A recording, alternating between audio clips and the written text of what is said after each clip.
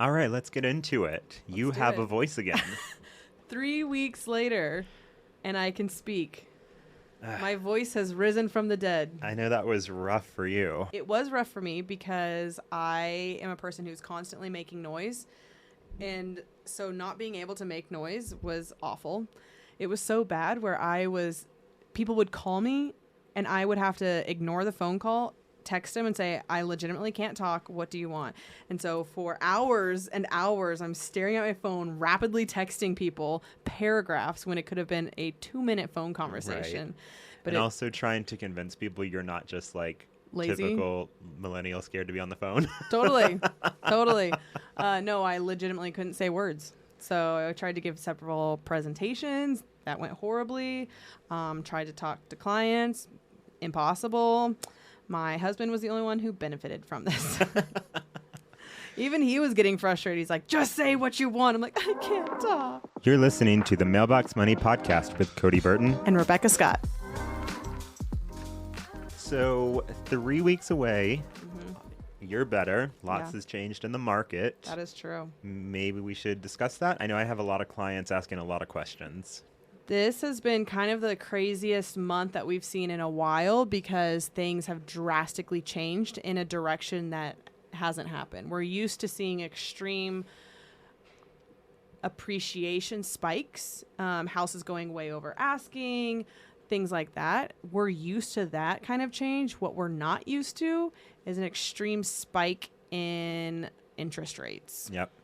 So currently rates for investment properties are sitting around 6%. I mean, just 2 months ago, we were talking about in the 3s or low 4s. Yep. So how does that change things for somebody wanting to get into investing if they're, looking at the current market saying, oh my God, we've missed the boat.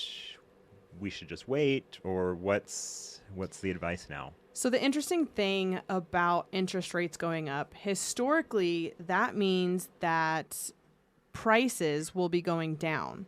However, we've seen so much appreciation that in all of the indicators that we look at, nothing says that prices are actually going to go down. Maybe they stabilize and plateau a little bit, which is also great and needed. But now we just have high interest rates with the same high price for property. This is the first time that we've seen this in decades. It will be interesting to see if prices go down at all. However, because we aren't seeing any of the indicators hinting towards prices dropping, they're just plateauing. Rents are still rising. So it's kind of this interesting upward trajectory of everything's going up, including your monthly payment, which makes it really tricky for investments. Yep. So the big question is it still a good time to buy? Right. Yeah. I mean, the question I keep getting is, are rates going to come back down? Should we wait? And I keep telling people no, because there's still a lot of cash in this market. Yep. So cash doesn't care that rates have gone up. Right. So I don't foresee prices really coming down. I think you're right. I think we're going to see some stabilization. I think we're going to see a slow to how crazy quick things have been going up. But I don't see any indicator that things are going down. And really nobody that I've been paying attention to, nobody that I take seriously is saying prices are going to go down. Correct. So when you look at that and you say prices are not going down, but my monthly payment is going up, my buying power is going down, this is essentially what people who thought, 5 years ago that it was a bad time to buy because we are at the top of the market, this is what they have been hoping and waiting for, right? So they're hoping that the prices plummet because inflation, interest rates, everything goes up. So interest rates are rising in order to combat inflation. And so if prices of properties don't go down, does it still make sense? And the answer is, well, maybe it doesn't make sense right now, but if you wait, you're going to be waiting for an undisclosed amount of time. You're going to be waiting for prices to go down. Well, if they don't, you just missed out on 2 years of appreciation. Oh, yeah. I mean, I have clients pre-COVID that, we were out looking. They thought the market was too hot in 2019 and decided to wait then. And they're clients that also are kind of friends of mine, so I keep in good touch with them. And, 2020 rolls around. Oh, things are even hotter. That crash is coming. We're still waiting. Yep. 2021 rolls around. It's got to be right around the corner. We're holding out, even though rates are, at sub 3% at that time. And now 2022, oh, it's coming. It's going to be there. We're holding out. We're going to buy that. But with all of the waiting, maybe say 2019 was, they did buy in 2019 and they bought high. Say the market does crash. I don't think it's going to, but say it does this year. The chances that the market is going to crash below what they would have bought it for in 2019, it's not going to happen, right? So they've missed out on 3 years worth of appreciation waiting to try to time the market and get in just right. They've lost money. Of course they have. That's the simplest way I can say it. Of course. So that's the thing. Interest rates, all they are is a point of time. Mm-hmm. You can say, oh, I was buying when interest rates were 3%. Great. That means you were buying in 2020, right? So now you're buying at 6%. It's just a point of time. And the thing is, interest rates go up and down and they change every year. Prices of homes aren't that volatile. They don't fluctuate that quickly. So if you lock in an interest rate now, obviously do not get on an ARM right now. If you lock in an interest rate now, you can refinance when it does go down. Say it goes down in 1, 2, 3 years. Great. Maybe your property is not performing as well as it could for a couple of years. But in the grand scheme of things, when you're looking at this from a 20 plus year timeline, then you can look at that and say, all right, for the first 3 years, my property was not performing as well as it is now because 3 years later, I refinanced it. I changed my 6% interest rate to a 4% interest rate. And now my monthly payment went down. It could be as drastic as $400, right? Mm-hmm. And so then for the remainder that you have it, you've got a super low interest rate. You have gained the appreciation on that property the entire time that you waited. And you, of course, have debt reduction. Somebody else is paying it down. So rather than waiting to invest your money, wait for it to perform better. Still invest your money, but just wait for it to perform better later down the road. Because that's all that you're doing, right? If you're not buying or investing right now, you're waiting for a property to perform really well before you buy it. Or you buy it now and get all the other benefits, tax write-offs, all of that. Take advantage of that, but know that your cash flow is not going to be great. So these other ways that you're making money in real estate, that's still at work. So you're just waiting for it to perform better once interest rates go down, but you still invested your money. Yep, absolutely. And on top of that, not only are you getting those write-offs, not only are you paying down your debt, not only are you getting all the tax benefits, you're also locking things in. Rates right now are at 6%. That feels really high because they've been low for so long. But at the same time, we don't know what rates are going to do tomorrow. It could go up. Rates are at 6% now, and if we go back to when our parents were buying houses, they'd say, oh my God, I have to lock in a 6% rate because my first house was an 11% rate. Absolutely. We're just used to lower rates. Yeah, we've been spoiled for way too long. And so, maybe 6% feels high, but maybe you wait and a year or two, maybe they don't go down to 4%. We hope they do. But what if a year or two from now, they're at 8 or 9%? Exactly.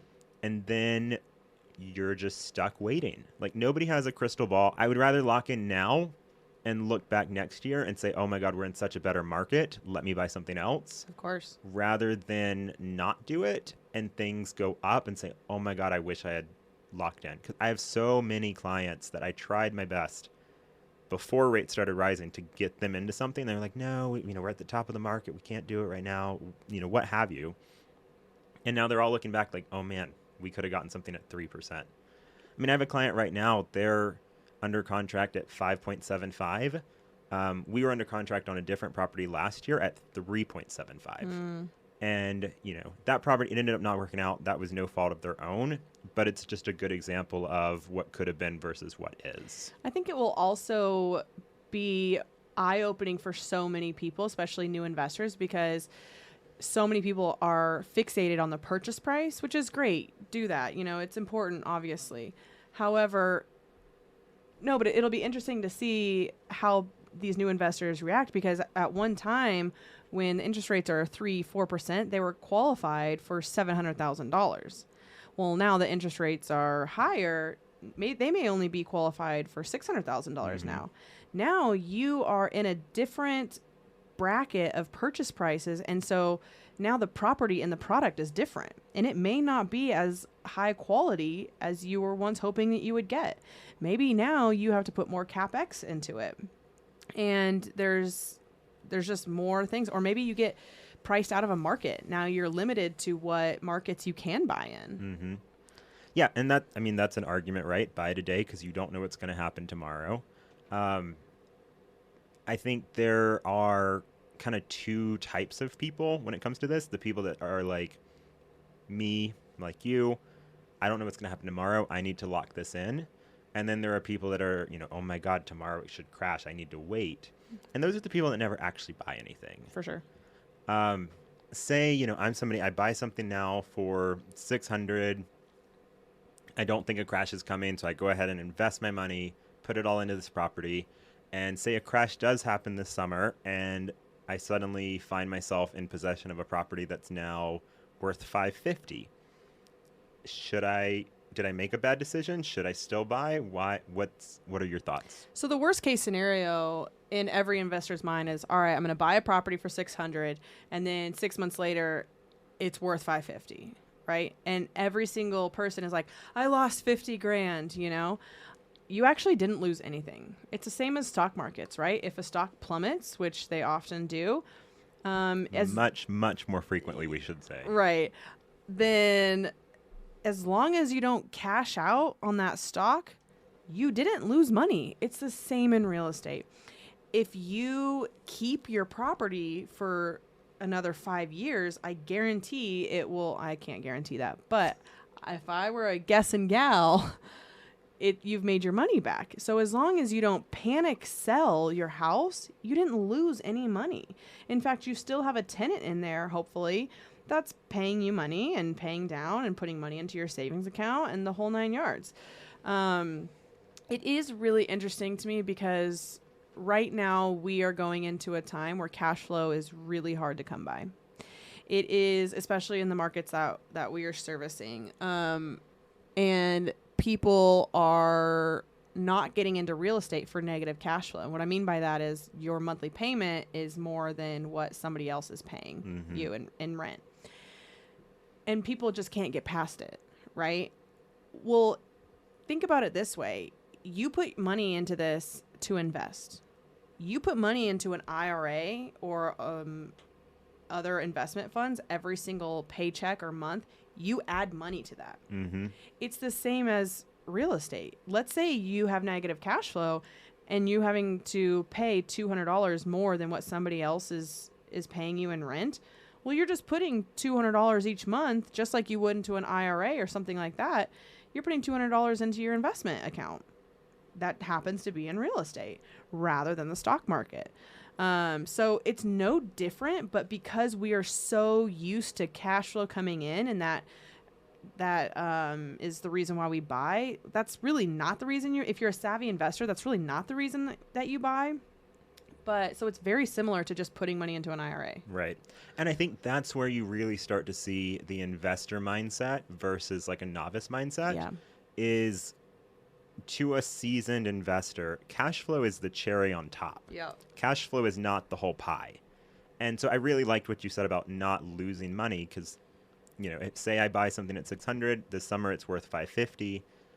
I didn't really lose money unless I sell it, A. Exactly. And B, we know this from the other presentations we do and things like that. The housing market is not that volatile, but the rental market is even less volatile. So like the big, what everybody thinks of when they think of a market crash, right? Everybody goes to 2008. We saw big dips in housing prices. We didn't really see dips in rent very much, though. There wasn't a Right. whole lot of rent growth. It was very flat, Mm-hmm. but there wasn't any sort of dip. So if you are buying something that cash flows or it's a break even deal, you know, say you lose $50,000, I'm doing air quotes for people that can't see. But say you lose $50,000 in value, you haven't really lost anything, like you said, and you're also not coming out of pocket anymore because you already got the loan, you already closed on it. You have tenants that are paying down that loan for you, and that 50,000 is gonna come back. Like It does. over the long haul, which that's what we're talking about here. We're talking about 20 plus years. We're not talking about time in the market this year versus, 5 months from now, 8 months from now. So, I mean, the last 10 years, your appreciation's been about 8.5%. That's enough to come back from a housing crash. That is, especially if you're buying in smart markets that aren't going to be as heavily affected, which Right. is where we buy. And that's enough to come back from high interest rates too. Right. We're talking interest rates that are at 6%. Over 10 years, we're looking at an 8.5% return just on appreciation, not to mention tax benefits and cash flow and debt reduction and all of the other pieces. And just in the last few years, talking about like my clients that have been waiting since 2019 to buy, they've missed out on an average of 11% nationwide and Yeah.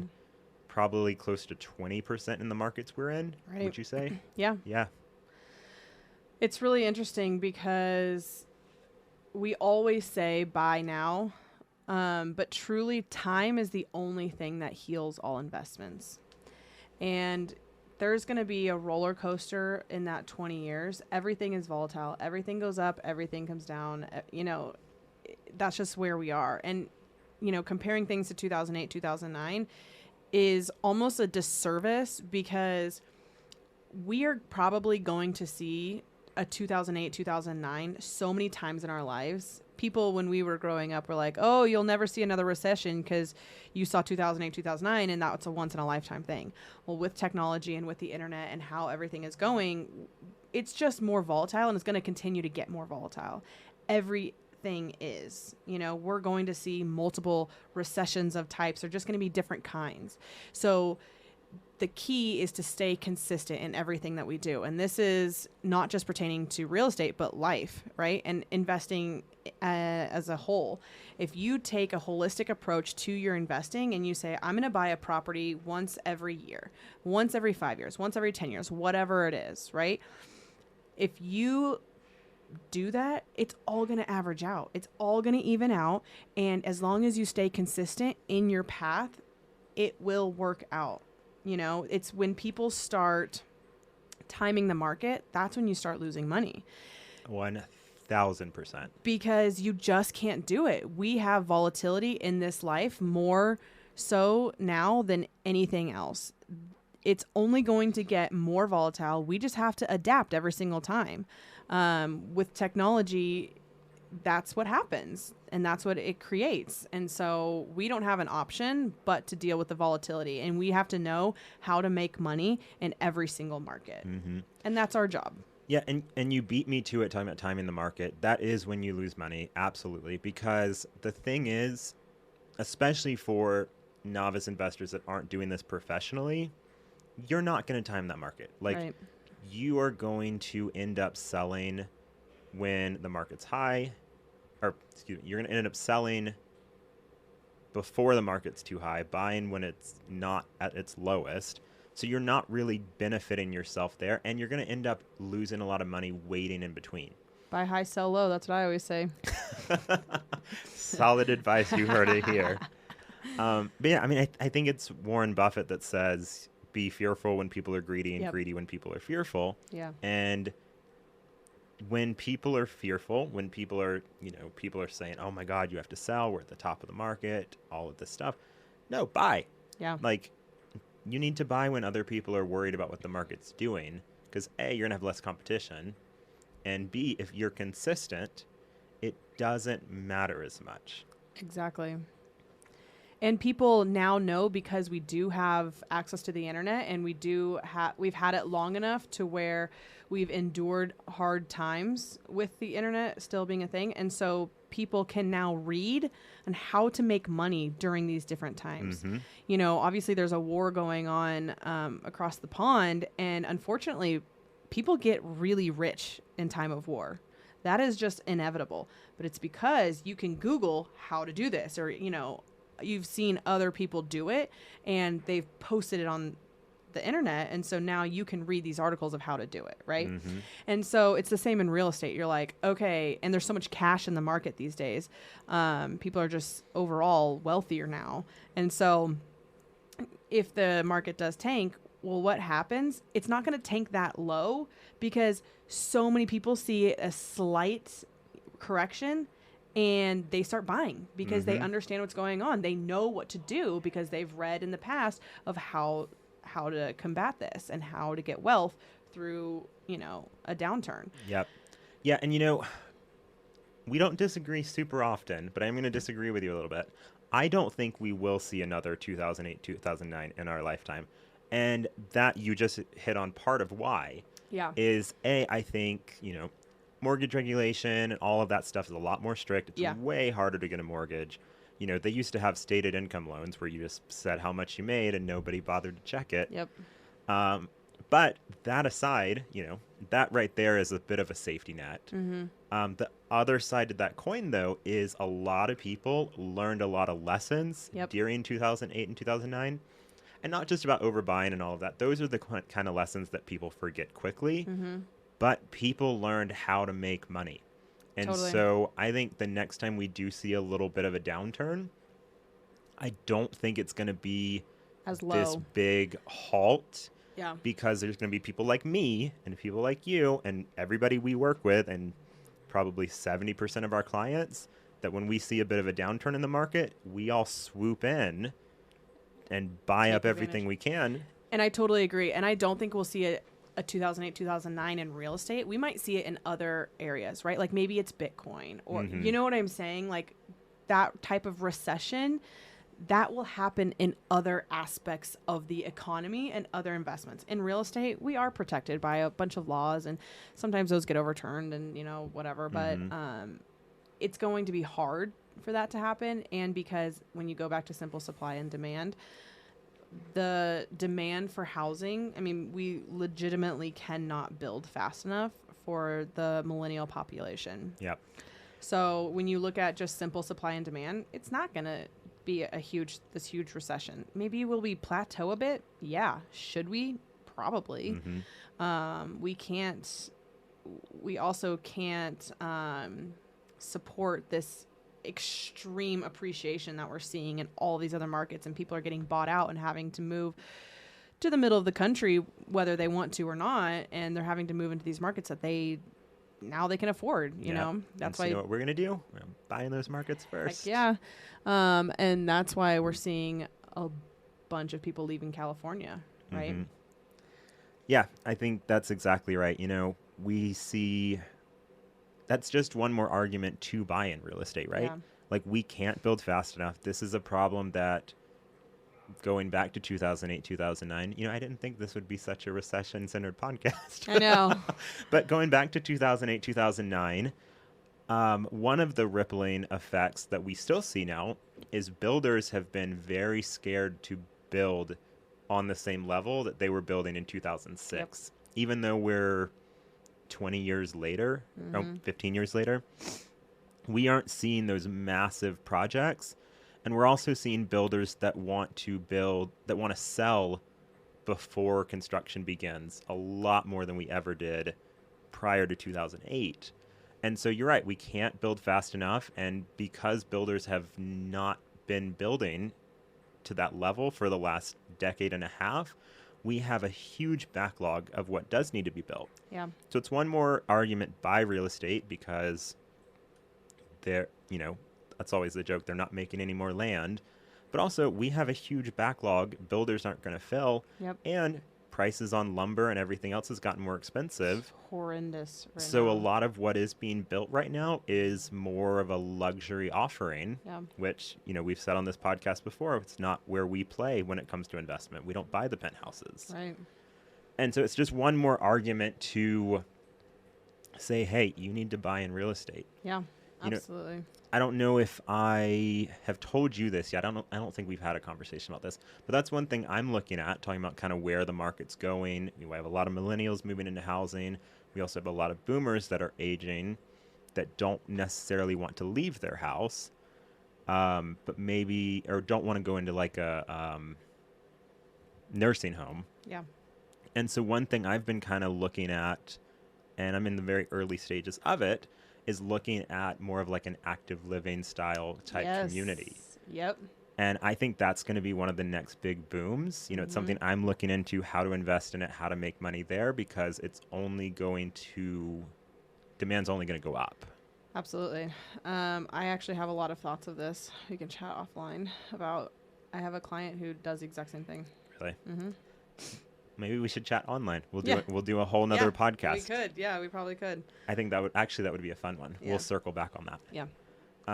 So yeah, that's kind of the market update.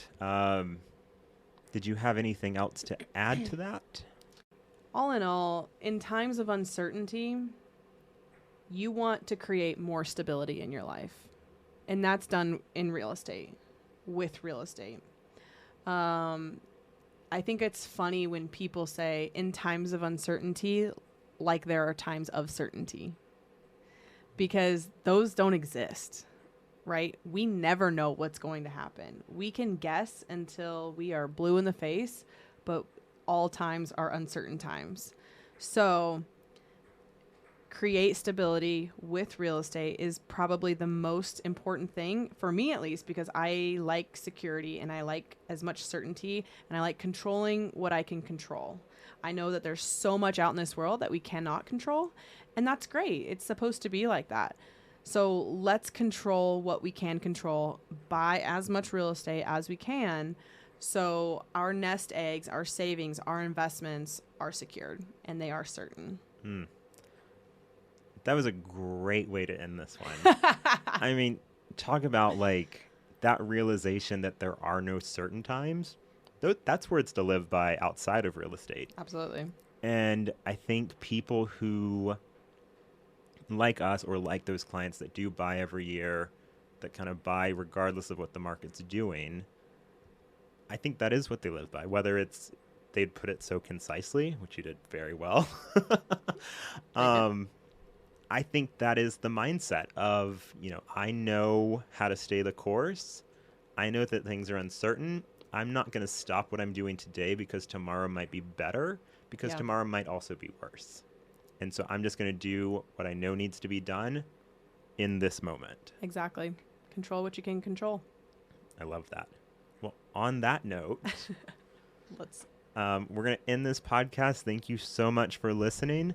If you are enjoying it, don't forget to subscribe so you see when new episodes come out. We are on Instagram, Facebook, TikTok, all the fun things. So if you want to connect with us, we love meeting the people that are listening to this podcast. If you have any questions, definitely send those in as well. I think Instagram's probably the best place for that. Yeah. Or mailboxmoneypodcast@gmail.com. We love answering questions, and we are currently compiling a list of those questions to make its whole episode about. So definitely send those to us if there's anything on your mind.